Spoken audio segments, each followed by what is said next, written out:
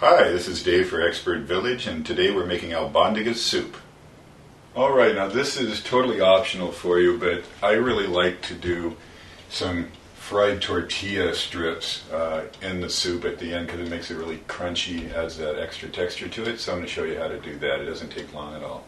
So what I like to do is get my range hot. We'll put that on there, and then I want to add corn oil because this has such great flavor to it, and it kind of goes with the Mexican-Spanish theme. So you want to get that going.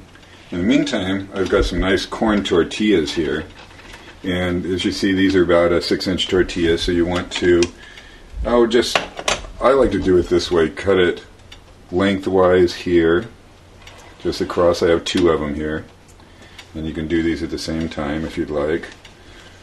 And then you can just make them as thin as you'd like. I like to kind of just go like this, and some of course will be smaller, but as I say, it's a garnish on the top. And these are going to be very crispy. Do that just across there.